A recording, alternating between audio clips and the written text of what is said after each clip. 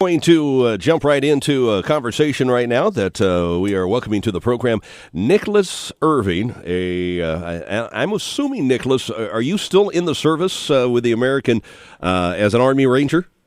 No, I got out in 2010. 2010, so you've been out a little bit. I want to welcome you to the program here, and before I do anything else, thank you for the service that you did offer to the country here. How long were you in the service?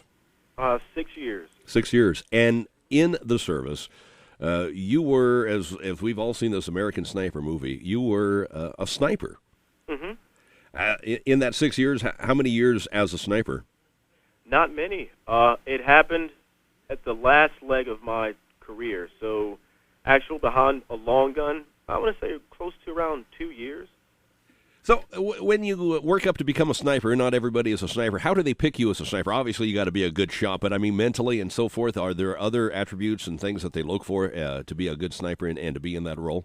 Oh, definitely. When I first got into Ranger Battalion, I was a demolitions guy. I had to prove myself, being good with learning how to operate explosives, and then I went on to a machine gunner and, prove myself there. But actually, when I had to go get tested to become a sniper, a lot of mental tests went into it. Mm-hmm. So I took these weird paper tests where questions didn't make sense, and if you answered them wrong, stuff like, I don't know, who do you love more, your mom or your dad? And some psychologists would read it and determine if you're going to be a good sniper or not. And then that's when you can move on to actually the shooting portion of it. Well, let me ask you this, as we reference back to watching the movie and what Chris, had the post-traumatic stress challenges. Did you undergo that same kind of challenge when you got out of the service, having been a sniper, having been an assassin, however you want to label it? Did you have that challenge, too, to step back down mentally?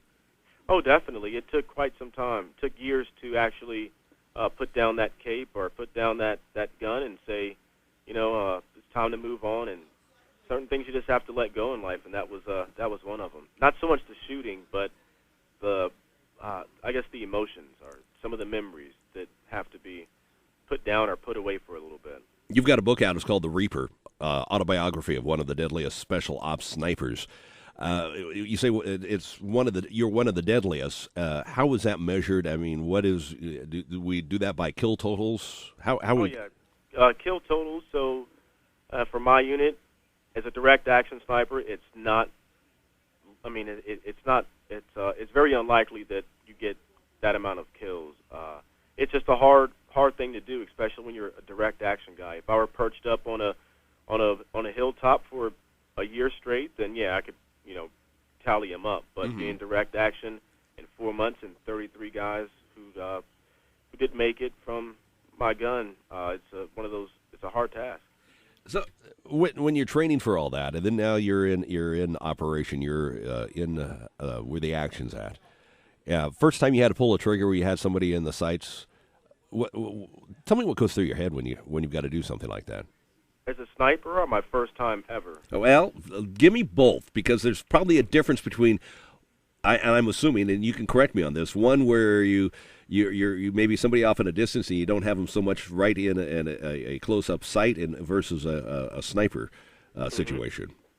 Well, my first ever was I was 18, and it was a machine gun. That one affected me and gave me a really bad nightmare, something that I continue to have. And sniping, most of my shots were relatively close, I would say, a football or 2 football fields away. The closest one I've ever had as a sniper was maybe 10 or 15, 20 feet away. Longest was a little over half a mile. It varies with the terrain and just the type of target you're going after, but it would vary quite often. Nicolas Irving, the Reaper, how did you get that nickname, the Reaper?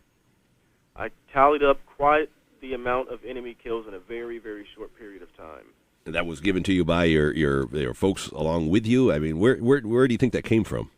Oh, it came from one of the assaulters. He walked over to my room, and he was asking a few questions, like what did it feel like or what did it look like through a scope. And I think his exact words were, wow, man, it's like you're an angel of death or something. And then after that, someone overheard it, and it turned into, like the Grim Reaper, and then it became just the Reaper. After you've been in the service and you've reached that level, you probably just can't step down and go do something else at a lower intense level, could you? Oh, definitely, I couldn't. I immediately, after I got out, I joined the private military contracting world and went back to Iraq.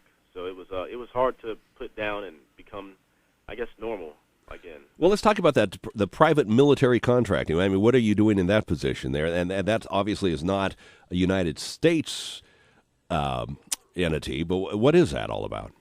Well, it was for the Department of State, and I did a lot of work for, I guess, helping out our government do different things. Yeah, that's what I can say. And that's all we can say is just helping out the government, huh? Yeah. Okay.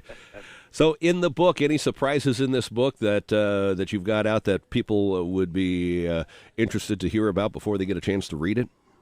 Oh, definitely. There's quite a few surprises in there, especially one of the times I went up against the Chechen enemy sniper, for about 3 hours and total firefight for 9. We lost one of our guys, and 3 guys were shot. It was one of the most in time period. And there's some funny stories in there too, like the story why I shouldn't be a sniper and how the Army lied for a few of the documents in order for me to be a sniper. It's some pretty cool stuff in there. So what are you doing these days besides being an author, being on the radio and so forth? What are you doing for rest of life? Teaching, passing on the knowledge that I learned in the military to the average individual.